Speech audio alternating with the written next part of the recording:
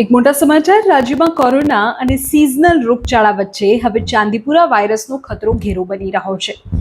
રાજકોટ, જામનગર, વડોદરા, અમદાવાદ સહિતના શહેરોમાં ચાંદીપુરાના શંકાસ્પદ કેસને પગલે સમગ્ર આરોગ્ય તંત્ર અત્યારે હાઈ એલર્ટ પર મુકાયો છે. સૌથી પહેલા તમે રાજકોટની વાત કરું છું. રાજકોટની સિવિલ હોસ્પિટલમાં માંગરોળ, ગોંડલ અને મેટોડામાંથી ચાંદીપુરાના 3 શંકાસ્પદ કેસ નોંધાયા છે. કુલ 6 કેસમાંથી 3 દર્દીઓના રિપોર્ટ નેગેટિવ આવતા તેમને રજા આપી દેવામાં આવી છે, જ્યારે બાકીના 3 દર્દીઓના રિપોર્ટ આવવાના બાકી છે, એમની સારવાર ચાલુ છે.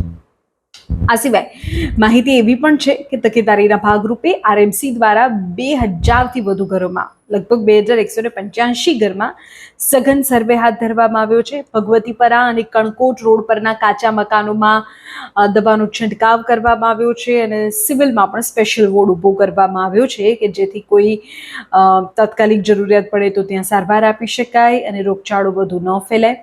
જામનગરની વાત કરીએ. જામનગરમાં જીજી હોસ્પિટલમાં 2 શંકાસ્પદ બાળકો પૈકી એક માસૂમનું સારવાર દરમિયાન મોત થઈ ગયું છે. બીજા બાળકની સારવાર ચાલી રહી છે. વડોદરાથી પણ સમાચાર સામે આવે કે જ્યાં ચાંદીપુરા વાયરસનો કેસ સતત વધી રહ્યો છે. અત્યાર સુધીમાં 17 જેટલા બાળકો સારવાર માટે દાખલ કરવામાં આવ્યા છે. અમદાવાદની વાત કરીએ તો અમદાવાદમાં દાહોદના વતની એવા 4 વર્ષના બાળકે સારવાર બાદ હોસ્પિટલમાંથી રજા લીધા પછી દમ તોડ્યો છે. ચાંદીપુરા વાયરસથી ગભરાવાની નહીં પણ તકેદારી રાખવાની જરૂર તો ચોક્કસ છે. આજે અલગ અલગ શહેરોની અત્યારે વિગતો સામે આવી છે. બધામાં અલગ અલગ સ્થળો પરથી આવેલા બાળકોની સ્થિતિ આપણે સમજીએ છીએ. ખાસ કરીને નાના બાળકોમાં તીવ્ર તાવ આવે, ઉલટી કે બેભાન થવા જેવા લક્ષણ દેખાય તો તાત્કાલિક તબીબી સલાહ લો. ઘરની આસપાસ સ્વચ્છતા જાળવો.